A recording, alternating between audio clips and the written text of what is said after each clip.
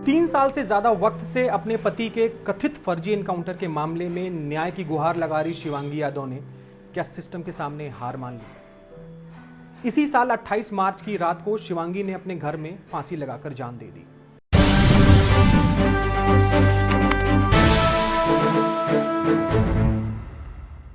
शिवांगी के पति पुष्पेंद्र यादव की अक्टूबर 2019 में झांसी में हुए एक एनकाउंटर में कथित तौर पर हत्या कर दी गई थी। इस एनकाउंटर के बाद पुष्पेंद्र की पत्नी शिवांगी और उनके परिजनों ने सरकार के सामने न्याय की गुहार लगाई थी। शासन प्रशासन को कई पत्र लिखे, अधिकारियों के चक्कर लगाए, लेकिन बहुत ज्यादा फायदा मिलता नहीं दिखा। थोड़ी राहत हाईकोर्ट से मिली। कोर्ट के आदेश के बाद 2022 में आरोपी पुलिसकर्मियों के खिलाफ शिवांगी यादव की तहरीर पर मुकदमा दर्ज हुआ। इस मुकदमे में निष्पक्ष विवेचना कराने के लिए यह केस सीबीसीआईडी कानपुर को सौंप दिया गया था। इससे पहले कि सीबीसीआईडी अपने जांच की शुरुआत करती, शिवांगी ने अपने संघर्षों पर विराम लगा दिया। उत्तर प्रदेश की कथित एनकाउंटर नीति को लेकर साल 2019 काफी सुर्खियों में रहा। 5 अक्टूबर 2019 को झांसी में एक विवादित पुलिस मुठभेड़ में पुष्पेंद्र यादव की कथित तौर पर हत्या कर दी जाती है। पुलिस पर आरोप लगे कि झांसी के तत्कालीन मोट थाना प्रभारी धर्मेंद्र सिंह चौहान ने पुष्पेंद्र यादव के ट्रक को छोड़ने के बदले 1.5 लाख रुपए की मांग की थी और इसी विवाद में पुष्पेंद्र यादव की हत्या की गई थी। घटना के मीडिया में आते ही एनकाउंटर पर अपनी पीठ थपथपाने वाली सरकार चारों तरफ से घिरती नजर आती है। समाजवादी पार्टी मुखिया अखिलेश यादव सहित विपक्ष हमले करना शुरू कर देता है। सवाल उठने लगते हैं। 2019 में पुष्पेंद्र यादव की हत्या के बाद न्याय की गुहार लगाते हुए शिवांगी ने मीडिया के सामने अपनी बात रखी थी। व्यवस्था करके वो दे आए थे, फिर भी दोबारा गए थे 50,000 उस दिन लेके। जब उनसे दोबारा रुपए और मांग रहे थे तब उनने ये कह दिया कि हमें रुपए वापस कर दो। जब उन लोगों ने रुपए वापस नहीं किए, इनको मार डाला इनको। हमें न्याय दे दो, हमें न्याय चाहिए, हमारे पति को हमें न्याय दे दो। इंसाफ के लिए भटक रही शिवांगी को उत्तर प्रदेश प्रशासन से कोई सफलता हाथ नहीं मिली।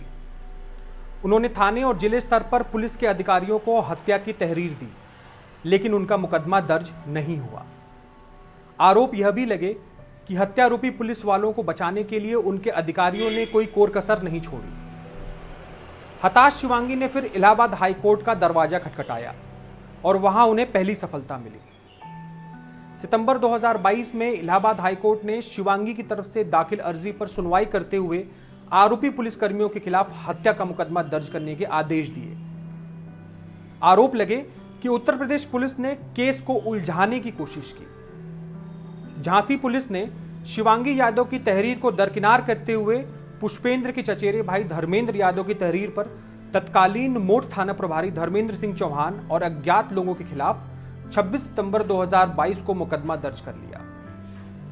हाईकोर्ट ने इस मामले में एक बार फिर फटकार लगाई और पुलिस को शिवांगी यादव की तहरीर पर मुकदमा दर्ज करने के आदेश दिए। इस मामले में शिवांगी यादव की तहरीर पर 5 अक्टूबर 2022 को पीड़ित पक्ष की तरफ से दूसरा मुकदमा दर्ज हुआ। इस मामले की निष्पक्ष विवेचना कराने के लिए यह केस 3 मार्च 2023 को सीबीसीआईडी कानपुर को सौंप दिया गया।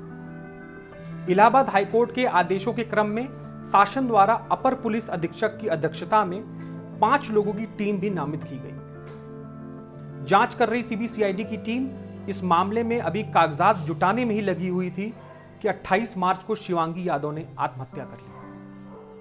शिवांगी और पुष्पेंद्र के परिजनों का कहना था कि शिवांगी सरकार के रवैये से हताश थी और उसने न्याय की उम्मीद खो दी थी। वो शासन प्रशासन की एक भेंट चढ़ गई। उन्होंने हार मान ली कि हमको न्याय नहीं मिलेगा। कोर्ट का आदेश होने के बावजूद भी नहीं माने ये लोग।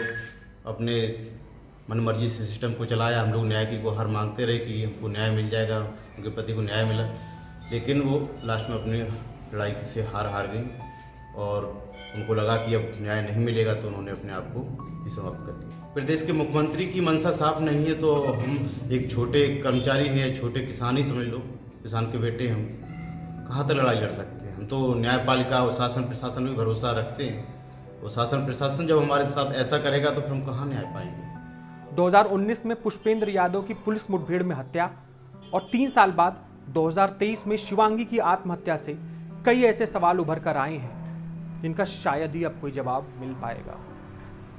पुलिस कर्मियों के खिलाफ ही जांच करनी है तो आम आदमी अब किस पर भरोसा करे। न्याय की गुहार लगा रही महिला का मुकदमा दर्ज करने में 3 साल कैसे लग गए, वो आत्महत्या के लिए क्यों मजबूर हुई और उसकी मौत का जिम्मेदार कौन है। यह ऐसा सवाल है जिनका जवाब तलाशना जरूरी है, जिससे कि कानून पर आम आदमी का भरोसा कायम रहे।